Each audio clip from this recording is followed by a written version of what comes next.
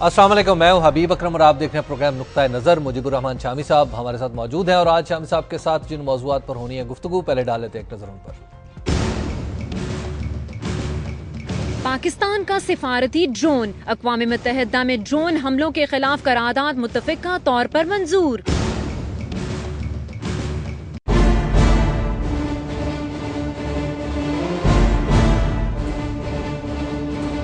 وفاقی وزیر خزانہ کی قومی اسمبلی میں معاشی کامیابیوں کے دعوے۔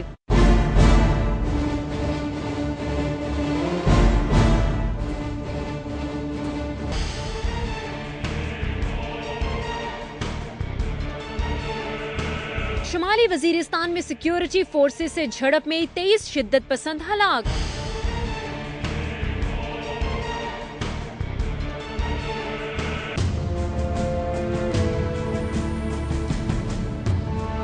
بنگلہ دیش میں پاکستان کے حامیوں کے لیے کوئی جگہ نہیں، بنگلہ دیشی وزیر اعظم کا اعلان۔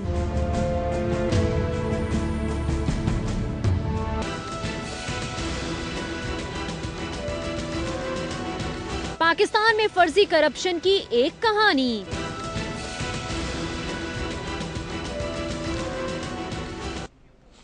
جی، آج کی سب سے پہلی خبر اور وہ ہے پاکستان کی ایک سفارتی کامیابی کے حوالے سے۔ شامی صاحب، انٹرنیشنلی جو اینٹی ڈرون سٹانس ہے پاکستان کو، اسے کچھ پذیرائی ملنا شروع ہوئی ہے۔ دیکھیے، جو جنرل اسمبلی ہے، جی جیسے ہماری قومی اسمبلی ہوتی ہے، ٹھیک ہے، تو جنرل اسمبلی میں تو ہر ملک جو ہے وہ اس کا رکن ہے اور اس کا ایک ووٹ ہے۔ اچھا، امریکہ کا بھی ایک ہی؟ امریکہ کا بھی ایک ہی ووٹ ہے، اچھا، سوویت یونین کا بھی ایک ہی ووٹ ہے، ٹھیک، روس کا۔ اچھا جی، سوویت یونین تو جہانی ہو چکا کب کا، چین کا، جاپان کا، جرمنی کا، سب کا ایک ایک ووٹ۔ ٹھیک ہے، جو ویٹو پاور رکھتی ہیں سیکورٹی کونسل میں طاقتیں، وہ بھی ایک ایک ووٹ رکھتی ہیں۔ ٹھیک ہے، اس لیے جنرل اسمبلی کا جو موڈ ہے وہ ہمیشہ جو ہے وہ ایک عوامی موڈ ہوتا ہے، اچھا، جو رائے عامہ جو ہے اس کو ریفلیکٹ کرتا ہے پوری دنیا کی۔ ٹھیک، اور اسرائیل کے بارے میں بھی کئی ریزولوشنز آ چکے ہیں بالکل جنرل اسمبلی سے، لیکن یہ جنرل اسمبلی کی جو قرارداد ہے یہ ویسی ہی قرارداد ہے جیسے کہ ہماری قومی اسمبلی میں قرارداد پیش ہو جائے اور منظور ہو جائے۔ جیسے آج ایک ہوئی بھی ہے ہم اسی کہتے طرح ہیں نا کہ ہماری قومی اسمبلی میں کئی قراردادیں منظور ہو چکی ہیں، بالکل، اور یہ جنرل اسمبلی میں بھی اسی طرح قرارداد منظور ہو چکی ہیں۔ تو اس کا مطلب یہ نہیں ہے کہ یہ جو قرارداد ہے یہ بائنڈنگ ہو گئی اور امریکہ مجبور ہوگا اس کو ماننے پر اور اس کے مطابق عمل کرنے پر، لیکن بہرحال ایک عالمی رائے عامہ کا دباؤ اپنی جگہ موجود ہے، اور اس میں امریکہ سے کہا گیا ہے کہ وہ اس کے تمام قانونی پہلوؤں کا جائزہ لے، بین الاقوامی معاملات کو دیکھ کے، پھر جو وائلیشن آف ہیومن رائٹس ہو رہی ہے اس کو دیکھ کے، انسانی حقوق کی خلاف ورزی، اور دیکھیں ملکوں کی سوورینٹی کا معاملہ ہے، بالکل، یعنی جب آپ کسی ملک میں ڈرون اٹیک کرتے ہیں جی، تو یہ اس کی سوورینٹی کی وائلیشن ہوتی ہے۔ ٹھیک، اب یہ ڈرون اٹیک کیسے ہو سکتا ہے؟ یہ ایک ملک دوسرے ملک کی حدود میں اس سے مل کر، اس کی حکومت کی اجازت لے کر یہ حملہ کر سکتا ہے۔ ٹھیک، یعنی کسی ملک کی حکومت یہ سمجھے کہ یہاں جو ٹیررزم فروغ پا رہا ہے اس پر وہ قابو نہیں پا سکتی، اور وہ امریکہ کو انوائٹ کر اور وہ امریکہ سے کہے کہ یہ ڈرون آپ استعمال کریں یہاں، ٹھیک، کیونکہ یہ نوعیت ایسی ہے اور جنونی اس جگہ بیٹھے ہوئے ہیں، اتنی بلندی پر ہیں، یا اس قدر چھپے ہوئے ہیں کہ ان کو تلاش کرنا مشکل ہو رہا ہے، ان کا تعاقب کرنا مشکل ہو رہا ہے۔ ٹھیک، دیکھیے، یہ جو معاملہ ہے نا، یہ جو جنگجو ہوتے ہیں اس طرح کے علاقوں میں، جیسے ہمارے قبائلی علاقے ہیں، جیسے خود افغانستان کا معاملہ ہے، ان سے جو لڑائی ہے نا وہ گلہری کی اور ہاتھی کی لڑائی ہوتی ہے۔ اچھا، تو گلہری تو جہاں چاہے جا سکتی ہے اور ہاتھی جو ہے نہیں جا سکتا بیچارہ، پہاڑ نہیں چڑھ سکتا۔ بالکل، تو اب یہ ڈرون تعاقب کرتا ہے ان کا۔ ٹھیک، تو اگر یہ حکومت کسی ملک کی، یعنی پاکستان کی، وہ سمجھے کہ یہاں امریکہ کو پکارنا ہے، آواز دینی ہے کہ جناب اپنا ڈرون لے کے آ جائیے ہماری امداد، سرگوشیوں سے بھی امریکہ آ جاتا ہے؟ سرگوشی سے بھی آ جاتا ہے، ٹھیک، ایک ایگریمنٹ سے بھی آ جاتا ہے، آنکھ کے اشارے سے بھی آ جاتا ہے، ٹھیک، کیونکہ یہاں امریکہ خود بھی تو انوالو ہے نا، بالکل، اور وہ افغانستان کے اندر موجود ہے، اور جب اس کی فورسز پر حملے ہوتے ہیں اور وہ کہتا ہے کہ پاکستان کی سرزمین میں حملہ آور چھپے ہوئے ہیں تو پھر اس کی پوزیشن اور ہو جاتی ہے نا. اگر تو نیو یارک میں بیٹھا ہو, واشنگٹن میں بیٹھا ہو اور آپ سے کوئی سروکار نہ ہو اس کا, تو آپ آوازیں دیتے رہیں تو کہ جناب ہمارے تو ڈرون فارغ نہیں ہے, اس میں تو بڑا پیٹرول خرچ ہوتا ہے, اس میں تو ہماری اکوپمنٹ جو ہے ضائع ہوگی, ہمارا تو اتنا بل بن جائے گا, ہمیں کیا ضرورت ہے آنے کی. یہاں کیونکہ امریکہ براہ راست فریق بھی ہے نا, ٹھیک, تو اس لیے وہ دوڑا دوڑا آتا ہے. اب یہ جو پہلا حملہ ہوا ہے نا ڈرون, جی, یہ جو پاکستان کی حکومت تھی اس کے نزدیک بھی یہ ایک اتنی خطرے کی بات تھی کہ اس نے یہ مانا ہی نہیں کہ یہ ڈرون حملہ ہوا ہے, یہ امریکی فورسز نے کیا ہے. ٹھیک, ایک مدرسے پر آپ کو معلوم ہے حملہ ہوا تھا پرویز مشرف صاحب کے دور, جس میں نیک محمد غالباً, نہیں وہ تو نیک محمد تو نہیں تھا اس میں, لیکن مدرسے پہ حملہ ہوا تھا. جی ٹھیک, اس میں انہوں نے کہا یہ ہم نے خود کیا ہے. ٹھیک, یعنی پاکستان کی فوج جو ہے اور پاکستان کی جو فضائیہ ہے اس نے خود کیا ہے. اچھا, تو اس طرح سے اس کو اون کر لیا, اس خوف سے کہ اگر یہ پتہ چلے گا کہ یہ امریکی جہاز آئے ہیں تو اس کا جو رد عمل ہوگا اور جو سوورنٹی کی خلاف ورزی ہوگی, پرویز مشرف صاحب سوچ رہے تھے کہ شاید میں اس کو برداشت نہ کر پاؤں اور لوگ میرے در پہ ہو جائیں. بالکل, اور یہ جو جنرل شاہد عزیز صاحب ہیں انہوں نے اپنی کتاب میں بڑی تفصیل لکھی ہے اس کی. جی, تو یہ اس طرح سے چوری چھپے یہ حملے کروائے گئے. ٹھیک, لیکن اس کے بعد جب یہ بش صاحب نے کچھ حملے کیے پھر تو اوباما نے تو اس کو ایک چلن بنا لیا, ان کے کوچے سے ایک شام گزرا تھا میں, پھر یہی روز کا مشغلہ بن گیا. تو اتنے ڈرون اٹیک ہوئے ہیں, اتنے ہوئے ہیں کہ اس میں پھر بے محابہ لوگ مارے گئے. ٹھیک, اب وہ کہتے, اب اس کی یہ بھی کسی کو معلوم نہیں کہ فگرز کیا ہیں. جی, یعنی جو ٹیررسٹ کتنے مارے گئے ہیں اور عام آدمی کتنے مارے گئے. کوئی کہتا 2000 مارے گئے, کوئی کہتا 3000 مارے گئے, اور ہماری وزارت دفاع نے تو کہا کہ 67 آدمی کے 68 آدمی مارے گئے. بالکل, تو بہرحال اب اگر پاکستان کی حکومت خود وہ ڈرون استعمال کرنا چاہے, تو پہلا مطالبہ یہ بھی رہا ہے کہ ہمیں ڈرون ٹیکنالوجی دیا, یا وہ امریکہ سے یا کسی اور ملک سے کہے کہ آپ ہمیں ڈرون ٹیکنالوجی دیں یا ہمارے لیے ہمارے حق میں استعمال کریں, پھر تو وائلیشن نہیں ہوگی بین الاقوامی قانون کی. اگر اس کی مرضی کے خلاف یہ کام ہو رہا ہے تو پھر ظاہر ہے کہ یہ وائلیشن ہے, اور یہی نقطہ وہ ہے جہاں پانی مرتا ہے آ کے.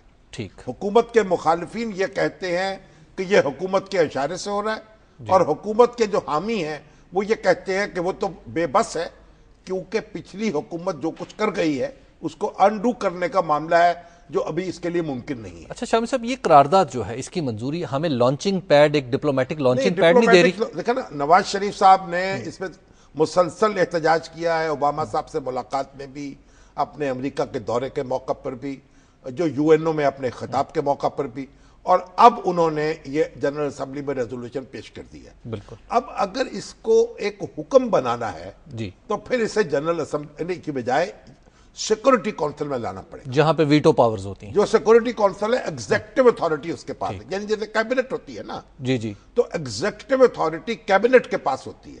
ٹھیک, اگرچہ کہ کیبنٹ جو ہے وہ تخلیق ہوتی ہے اسمبلی سے. بالکل, اور یہ تو کیبنٹ تخلیق بھی نہیں ہوتی پوری کی پوری اسمبلی سے, کیونکہ اس میں مستقل ارکان بھی موجود ہیں, ان کے پاس ویٹو کا حق ہے, وہ چاہیں تو مسترد کر دیں. تو سیکورٹی کونسل میں اس قرارداد کے پاس ہونے کا امکان نہیں ہے. اس وجہ سے عملاً جو ہے امریکہ کے ہاتھ نہیں رکیں گے, لیکن پاکستان نے بہرحال ایک پیش قدمی کی ہے اور دنیا کو پیغام دے دیا ہے کہ یہ ڈرون حملے ہمارے لیے قابل قبول نہیں ہے. شام صاحب, ایک بریک کا وقت ہو گیا, بریک کے بعد ہم دوبارہ آپ کی خدمت میں حاضر ہوتے ہیں, پھر اگلے موضوعات پر بھی گفتگو ہوگی. آپ دیکھتے رہیے نقطہ نظر.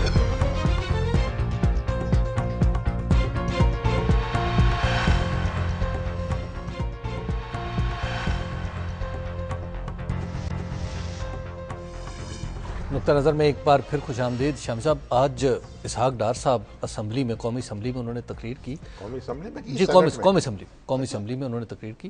مجھے لگ رہا ہے وزیر اعظم نے کچھ تنابیں کھینچی ہیں, سارے وزراء حاضر نظر آ رہے ہیں قومی اسمبلی. وزیر اعظم خود بھی تو حاضر ہو جائے نا.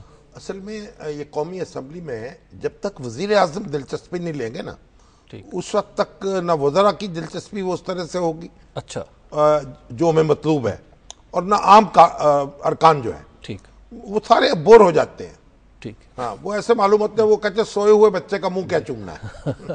آج انہوں نے اپنی کچھ سابقہ حکومت کے بارے میں اور کچھ اپنی کامیابیوں کے بارے میں کہا ہے انہوں نے. نہیں دیکھیے جو اسحاق ڈار صاحب کی تقریر خاصی مفصل تھی جی.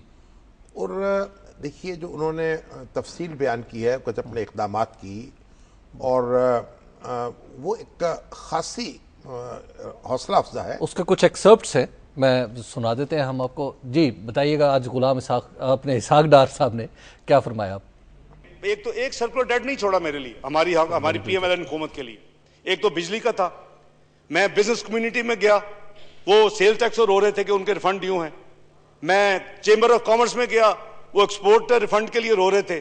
میں پاکستان ریمیٹنسز کے بینکرز کو بلایا, وہ کہتے ہیں جی پچھلی حکومت نے ریمیٹنسز پہ انیشیٹو دیے تھے, وہ پیسے نہیں دے رہے 12 بلین. میں نے کہا میرا نام مسٹر فائنانس بدل کے minister of clearance circular date ہی کر دو یار. ہمیں جہاں جائیں سٹاک پڑا ہوا ہے کلیئر کرنے والا پچھلا, کہیں 100 ارب, کہیں 500 ارب, کہیں 12 ارب. کہتے ہیں کیسے کیا جی, کہاں سے سرکولر ڈیٹ ختم ہو گیا. او بابا میں دیکھو مینجمنٹ, آپ جاؤ ویب سائٹ پہ, یہ لو اسپیکر صاحب سے کاپیز, آپ کو خود شرم آئے گی کہ کبھی آپ نے ایسا فائنینشیل ڈسپلن فالو نہیں کیا پچھلے 5 سال میں. اگر ہم یہ پیسے 1 سال نہ دیتے اور جیسے 15 مہینے نہیں دیے تھے, اور جو کوئی سوڈو انٹلیکچوئل جا کے ٹاک شوز میں بات کرتے ہیں کہ جی کیا ضرورت تھی دینے کی, ان کو یہ پتا ہونا چاہیے کہ ایک تو پاکستان کی حکومت کو 67 بلین 1 سال میں اس کا سود دینا پڑنا تھا, انٹرسٹ دینا پڑنا تھا. اب سچویشن کیا ہے, with collection of dividend, with collection of arrears, with expenditure savings, یہ تمام اماؤنٹ کو ملا کے ہم نے صرف 59 بلین کیش استعمال کیا, اور آپ کو جو پاکستان انویسٹمنٹ بانڈز ہیں وہ آپ کو 12 ارب سال کا کاسٹ کریں گے. اس میں کوئی راکٹ سائنس کی ضرورت نہیں ہے, کوئی سپر میتھمیٹیشین کی ضرورت نہیں ہے. 67-12 پاکستان کی سیونگ اس ایک ایکشن سے 55 ارب سالانہ کی شروع ہو گئی ہے. پرنٹنگ آف نوٹس کی بہت بات ہوئی ہے یہاں. Let me give you the actual figures. یہ 5 مہینے کے ہیں جو نوٹس کی گردش میں اضافہ ہوا ہے, وہ 206 ارب ہیں. If you see last year figure, it won't be better than this. اس پہلے کوارٹر میں جو 30 سپٹمبر 2013 کو ختم ہوا ہے, average G D P growth 5% پہ الحمدللہ پہلے کوارٹر میں چلی گئی ہے. جی آپ نے دیکھا شامی صاحب, انہوں نے 2 چیزیں بڑی, دونوں سوالوں کے جواب دیے جو بڑی تیزی سے اٹھ رہے تھے. دیکھیے بات یہ ہے, ہماری انفارچونیٹلی جو ہمارے سیاستدان ہیں اور ہمارے جو میڈیا کے بھائی ہیں, ان میں سے بہت کم لوگوں کو جو مالی معاملات ہیں اور معاشی معاملات ہیں ان کا پتہ ہے. ٹھیک. اور وہ ایک اور تبصرے اس طرح ہوتے ہیں کہ میں حیرت زدہ ہو جاتا ہوں. مجھے لگتا ہے کہ اے بی سی معلوم نہیں. اب کوئی صاحب یہ فرما رہے تھے کہ جناب دیکھیے جو آئی ایم ایف سے جو رقوم آئی ہیں وہ تو واپس چلی گئی ہیں, ہمیں تو ہمارے پاس تو رہی نہیں ہے.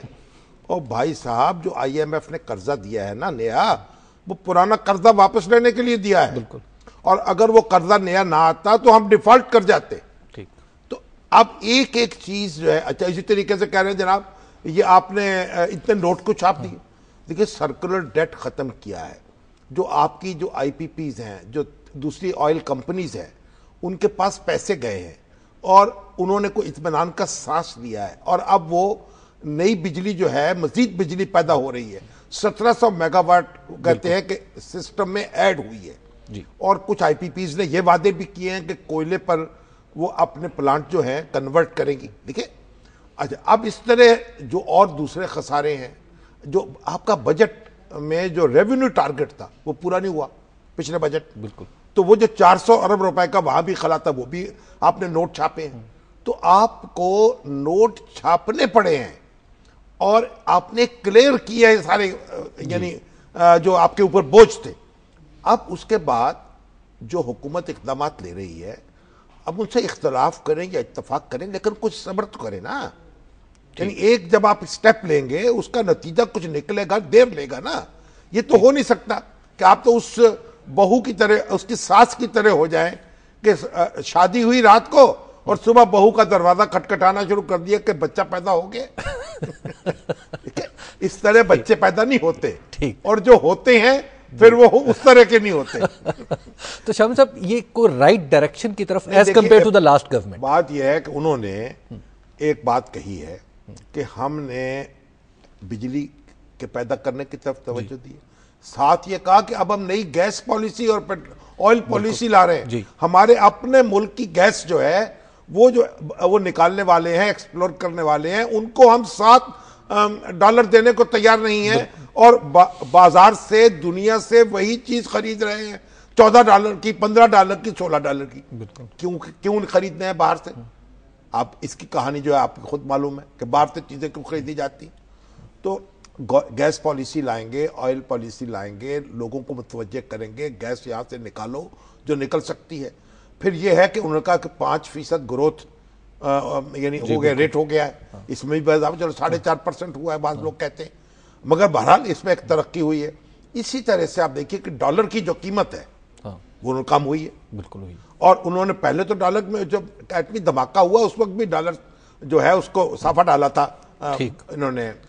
اور جو اسپیکولیشن ہوتی ہے نا, ایک دوڑ مچ جاتی, بھاگو دوڑو ڈالر کو خریدو, اس سے اور قیمتیں بڑھ جاتی ہیں. تو ابھی تو انہوں نے اس دن ابھی گورنر ہاؤس میں تقریر کی لاہور میں, انہوں نے لوگوں کو وارن کر دیا کہ بھئی یہ ڈالر جو ہے نا یہ نیچے آنے والا ہے, آپ اس کو نہ خریدیں, آپ سٹاک نہ کریں, نقصان ہو جائے گا.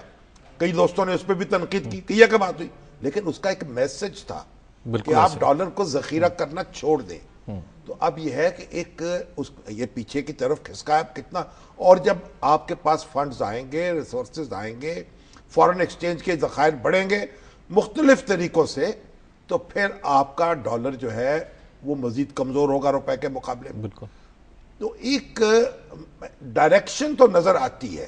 ٹھیک. اب اس پہ آپ تنقید کر سکتے ہیں, لیکن یہ نہیں کہہ سکتے کہ حکومت نے آنکھیں بند کی ہوئی ہیں اور ڈرائیونگ ہو رہی ہے بغیر کچھ جانے. لیکن شام صاحب تنقید تو یہ ہوتی ہے نا کہ عوام کے لیے کوئی ایز ہوگا, ایز کیسے ہوگا؟ یعنی کوئی پیسے جو ہے کہاں سے گریں گے, 1 منٹ میں کون لا کے ایز دے دے گا؟ تو صبر تو کرنا پڑے گا نا.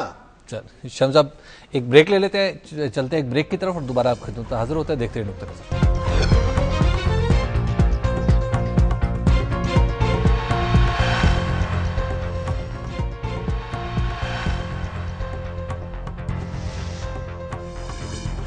Welcome back. ہم بات کر رہے ہیں اسحاق ڈار صاحب کی تقریر کے حوالے سے. شامی صاحب, اب انہوں نے جو بات کی, انہوں نے ٹیکس کلیکشن کے فگرز کے تھوڑے سے امپروو تو ہوئے, لیکن انہوں نے کہا تھا 3.5 ملین لوگوں کو ٹیکس نیٹ میں لائیں گے. وہ والی باتیں تو بھی رہ گئی. ٹیکس کی کلیکشن جو ہے امپروو ہوئی ہے, 17% اضافہ ہوا ہے.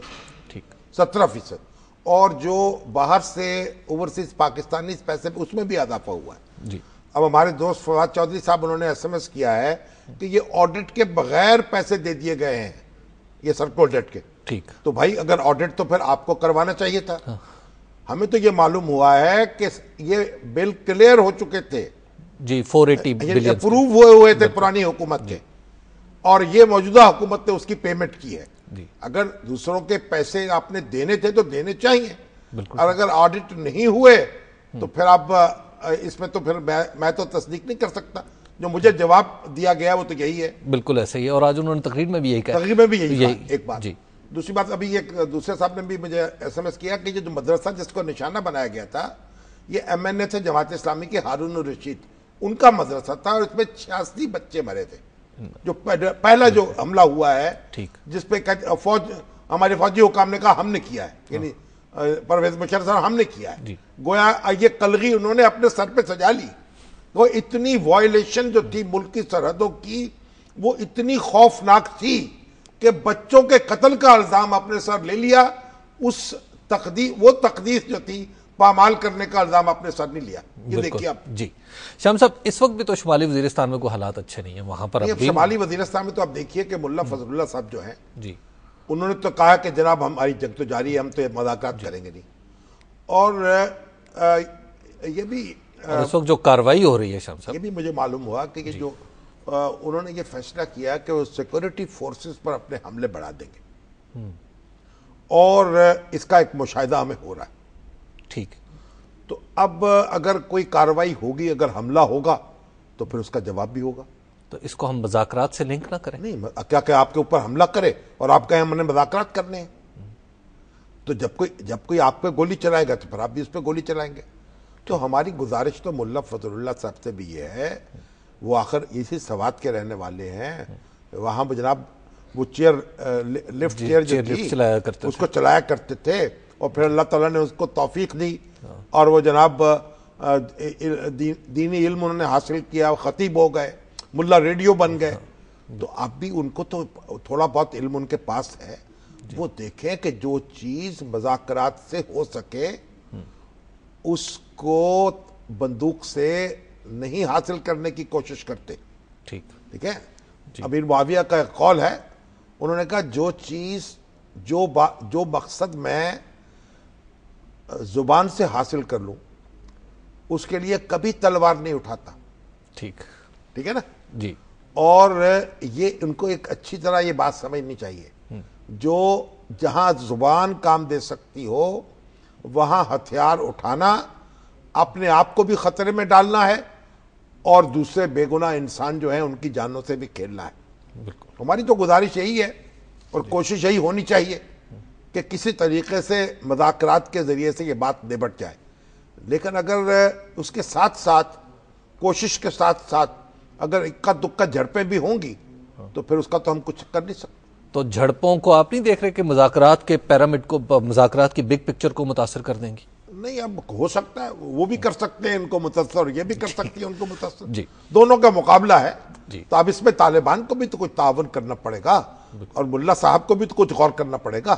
نام تو ان کا فضل اللہ ہے نا، تو اس میں فضل بھی شامل ہے. شامی صاحب، بنگلہ دیش کی وزیر اعظم نے کہا جی پاکستان کے حامیوں کے لیے کوئی جگہ بنگلہ دیش میں موجود. تو گویا ہندوستان کے حامیوں کے لیے جگہ ہے وہاں ساری. یہ محترمہ جو ہیں حسینہ واجد جی، یہ تو اس لیے برسر اقتدار آ گئی نا کہ ان کے والد صاحب جو تھے ان کو قتل کر دیا گیا. اب یہ بھی دیکھیے شیخ مجیب الرحمان جو ہیں، جو بنگلہ دیش کے بانی سمجھے جاتے ہیں اپنے تئیں، بالکل، جبکہ دوسرا کلیم جو ہے وہ خالدہ ضیاء صاحب کے شوہر کا بھی ہے. اچھا. جنرل ضیاء الرحمان کا، کیونکہ اعلان انہوں نے ریڈیو پہ کیا تھا کہ بنگلہ دیش کے قیام کا. ٹھیک. جب بغاوت کی تھی فوج سے، تو وہ فوج میں تھے، پاکستانی فوج. اور بعد میں کمانڈر ان چیف بن گیا بنگلہ دیش کی فوج کی. اور یہ دونوں، وہ کہتے ہیں ہم بانی ہیں اور یہ کہتے ہیں ہم بانی ہیں. اچھا، یہ بھی مسئلہ ہے. ٹھیک ہے نا، کیونکہ انہوں نے اعلان نہیں کیا تھا. جب شیخ مجیب الرحمان پکڑے گئے ہیں نا، اس وقت بھی انہوں نے بنگلہ دیش کے قیام کا اعلان نہیں کیا تھا یا علیحدگی کا اعلان نہیں کیا تھا پاکستان سے. ٹھیک. وہ ایک دونوں اس پہ چل رہے تھے. اچھا. اب لیکن انہوں نے، شیخ مجیب الرحمان نے واپس جا کر اور جو کچھ بھی کیا، اور ابتدائی ایام جو تھے بہت تلخی میں گزرے، لوگوں کو نشانہ بھی بنایا گیا، ان کو لٹکایا بھی گیا، ان پہ ظلم بھی ٹوٹا، لیکن پھر ایک معافی کا اعلان بھی ہوا اور یہ لوگ رہا ہوئے بالآخر، بہت سے لوگ. ٹھیک. اور ایک سکون آیا اس پورے معاشرے کو. اب محترمہ جو ہیں حسینہ واجد اگر اپنے ملک میں پھر لڑائی شروع کرنا چاہتی ہیں، پاکستان اینٹی پاکستان، بنگلہ دیش اینٹی بنگلہ دیش، تو ان کی مرضی ہے. ہاتھ تو انہی کے جلیں گے. اگر ان کے ہاں آگ لگے گی تو ہاتھ جلیں گے ان کے. شامی صاحب، اگر ہمارے ہاں پاکستان میں کوئی بنگلہ دیش کا حامی ہو تو کیا اس کا وجود ممکن ہے؟ نہیں، تو ہم تو بنگلہ دیش کے سارے حامی ہیں، تسلیم کر چکے ہیں اس کو. ہمارے ہاں تو کوئی مخالف نہیں ہے بنگلہ دیش کا. ٹھیک. شامی صاحب، ایک بریک کا وقت ہو گیا. بریک کے بعد ہم دوبارہ آپ کی خدمت میں حاضر ہوتے ہیں. آپ دیکھتے ہیں.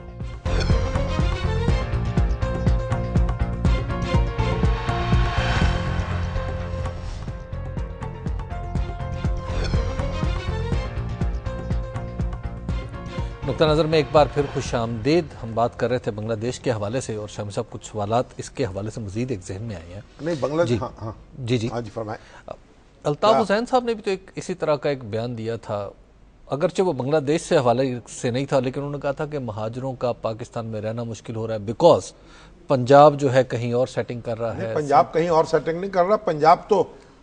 پنجاب کی آبادی تو بھائی 10 کروڑ ہے، اور وہ بیچارے سکھ جو ہیں ان کی 1.5 کروڑ تو ہمارے نیچے ویسے پھر جائیں گے. ٹھیک ہے. تو ان کو ہم کیا کہتے ہیں، پنجابی محاورے میں پھینا تو مقصود نہیں ہے نا. اور خیبر پی کے جو ہے وہ اپنی اسٹرگل کر رہا ہے. سندھ جو ہے وہ اپنے طریقے سے اپنی دنیا تعمیر کر رہا ہے. تو وفاقی سیاست ہو رہی ہے وہاں. بلوچستان میں بھی یعنی ساری وفاقی طاقتیں جو ہے برسر اقتدار ہیں اور مؤثر ہو رہی ہیں. تو الطاف حسین صاحب کو بہت پریشانی لاحق ہو رہی ہے اور کہہ رہے ہیں مہاجر کہاں. اگر وہ مہاجر ہیں وہ کیا تو مطلب؟ پھر تو وہاں چلے جائیں جہاں سے آئے تھے. وہ ہیں مہاجر؟ نہیں, اگر پاکستانی ہے وہ مہاجر نہیں ہے. اچھا, ختم ہو چکا, انہوں نے اڈاپٹ کر لیا پاکستان ٹھیک. کو, یہاں آئے, اس کے لیے قربانیاں دی. وہ مہاجر نہیں ہیں, وہ ویسے ہی پاکستانی ہیں جیسے ہم ہیں. ٹھیک. تو اگر کوئی شخص اپنے آپ کو مہاجر سمجھتا ہے تو جہاں چاہے جا سکتا ہے. ویسے ان معنوں میں تو آپ بھی مہاجر ہیں. نہیں, میں تو, ہم پہلے دن سے, ہم تو یہ مسئلہ ہی نہیں ہے مہاجر ہجرت کا. ہم نے تو ہجرت کی, رسول اللہ صلی اللہ علیہ وسلم نے ہجرت کی اور مدینہ کو اپنا وطن بنا لیا. پھر مکہ میں جا کر قیام نہیں کیا, مہمان کی طرح گئے. ٹھیک. تو ہم تو پاکستانی ہیں, اور اگر کوئی شخص اپنے آپ کو مہاجر کہتا ہے یا سمجھتا ہے تو اس کا مطلب ہے پھر اس کا ٹھکانہ یہاں عارضی ہے, جہاں چلا جائے. مگر ایک بات اور سن لیں, ابھی ہمارے ایک دانشور دوست کا فون آیا تھا کہ بھئی یہ جو ڈار صاحب کہہ رہے ہیں کہ ٹیکس بڑھ گیا ہے, تو پہلی بات تو یہ ہے کہ یہ ڈائریکٹ اور انڈائریکٹ ٹیکس کو الگ الگ کر کے بتائیں. یعنی انکم ٹیکس نہیں بڑھا. انہوں نے کہا جی یہ ٹیکس جو بڑا ہے, کلیکشن جو بڑی ہے, وہ اس لیے بڑی ہے کہ جب آئی پی پیز کو پیسے مل گئے تو انہوں نے آئل امپورٹ کیا. ٹھیک. اور آئل امپورٹ ہوا تو اس آئل امپورٹ میں اضافہ ہوا, اس پر ڈیوٹی لگی. ٹھیک ہے. حکومت کی آمدنی بڑھ گئی. ایک بات.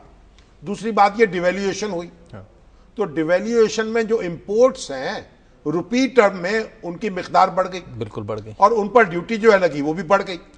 تو اس طریقے سے یہ جو ٹیکس میں اضافہ ہوا ہے اس کے پیچھے یہ کام ہے. یعنی وہ آف سیٹ ہو جاتا ہے اس کا اور مطلب. اگر آپ اس کو, انہوں نے کہا جی آئندہ کے لیے ان سے کہیں کہ انکم ٹیکس کے بارے میں الگ اعداد و شمار دیں اور باقی ٹیکسوں کے بارے میں الگ دیں. Quite true. انڈائریکٹ اور ڈائریکٹ ٹیکس الگ الگ کر کے بتائیں. اگر پھر کوئی کمال ہے تو پھر مانیں گے. جی شام صاحب, اگلی خبر. ویسے تو میجر وسیم صاحب کہتے ہیں کہ جناب انتظار کا نام دوبارہ نہ لیجئے, ہمیں 66 سال ہو گئے انتظار کرتے ہوئے. حضور والا 33 سال تو آپ کے ہیں بیچ میں سے, تو ہمارا ہم نے, آپ اتنی دیر تو ہمیں بھگت لیں جتنی دیر ہم نے آپ کو بھگتا ہے. جی شاہ صاحب, وہ جو ایک فرضی کرپشن کی دلچسپ سی کہانی ہے. اچھا یار, بڑی ایک عجیب بات میں بتاؤں آپ کو. یہ جو اوگرا کا قصہ ہوا نا, جی مجھ سے کئی دوست کہتے رہے اور میں نے اس کی تفصیلات پڑھتا رہا کہ یہ کس قسم کی کرپشن ہے. 82 ارب روپے کی کرپشن ہے. ٹھیک. تنویر صادق صاحب جو چیئرمین اوگرا تھے, توقیر صادق, ان کے تنویر صادق بھائی ہیں, پروفیسر ہیں وہ. اچھا. وہ توقیر صادق جو ہیں انہوں نے 82 ارب کی کرپشن کی ہے. ٹھیک. اب میں اس کے سارے کاغذات دیکھتا رہا, جانچتا رہا. پھر میں نے, میرے دوست ہیں پلڈیٹ کے جو چیئرمین ہیں احمد بلال محبوب, ان سے بھی کہا کہ آپ ایک ریسرچ کوئی اسسٹنٹ جو ہے یا ریسرچ اسکالر جو ہے اس کام پر لگائیں. ٹھیک. کہ وہ اس کو ریسرچ کرے, کیونکہ یہ ایک بڑا ہی دلچسپ کیس ہے. میں اس کے حقائق معلوم کرتا ہوں جب مجھے بے ہوش ہونے لگتا ہوں. اچھا. آنکھوں پہ یقین نہیں آتا, پھر خاموش ہو جاتا ہوں, پھر بولنے کو دل کرتا ہے, پھر خاموش ہو جاتا ہوں. کیونکہ یہ ساری کرپشن جو ہے 82 ارب کی, یہ مفروضہ کرپشن ہے. ٹھیک. یعنی ایک کرپشن تو یہ ہے کہ یعنی, اور جو اس کے تفتیشی افسر ہیں انہوں نے ایک ڈرامہ تخلیق کیا. ٹھیک. اور ان کے اوگرا میں کچھ لوگ تھے جنہوں نے اس کو ایک کرپشن کا نام دیا. اچھا. یعنی ایک تو یہ ہے کہ کرپشن انہوں نے ان اکاؤنٹڈ فار, کیا کہتے ہیں, جنریشن. جی. یعنی جو لائن لاسز سمجھے. ٹھیک ہے. گیس کمپنیوں کے, ہاں, اس کو انہوں نے اس میں اضافہ کر دیا. ٹھیک ہے. وہ 5% تھے, جی. ان کو 7% کر دیا. ٹھیک. اور اس سے کہتے ہیں جی اس شخص کو انہوں نے 44.57 ارب اس طریقے سے کرپشن کی, اس مالیت کی. یہ کرپشن ہے. ہاں جی. اچھا. وہ اضافہ کر دیا کمپنیوں کے اس میں. ہاں. اور وہ پیسہ جو ہے حکومت کے پاس گیا خزانے میں, اور یہ اضافہ گیس کمپنیوں کے مطالبے پر ہوا. ٹھیک. اور اس کا حساب کتاب لگا کے یہ جناب انہوں نے یہ کرپشن کی ہے. اور دوسری کرپشن جو ہے وہ دیوان پیٹرولیم کے حوالے سے ہے, اور یہ رقم کبھی دیوان والوں کو دی نہیں گئی, اور ان کو انہوں نے ایک, ان کی گیس کی پرائس تھی, اس میں ایک اضافہ مقصود تھا. ہائی کورٹ نے حکم دیا, سپریم کورٹ نے پھر اسٹے دیا, وہ ایک لمبی کہانی ہے. انہوں نے وہ جو اضافہ تھا قیمت میں کر دیا, لیکن عملاً کبھی اس پر عمل نہیں ہوا, کیونکہ پھر اسٹے آ گیا. اب اس کو کیلکولیٹ کیا گیا ہے کہ اگر یہ اضافہ جو ہے ہوتا تو اس سے اب آپ کتنے ارب روپے فرق پڑتے؟ 36 ارب روپیہ شاید. اچھا. یا اس سے کوئی ملتی جلتی رقم جو ہے یہ اس کی کرپشن ہوتی. ٹھیک. اب آپ مجھے بتائیے کہ میڈیا میں جو شور مچایا گیا ہاں. اور اس کے بعد ہماری عدالت میں جو کچھ ہوا, بالکل, اور پھر ہمارا جو نیب ہے, ہاں, نیب کے جو تفتیشی افسر ہیں وہ کس طرح قوم کو یہ پیغام دیتے رہے کہ ہم نے 42 ارب میں سے 40 ارب ریکور کر لیے ہیں, ہم نے 45 ارب ریکور کر لیے.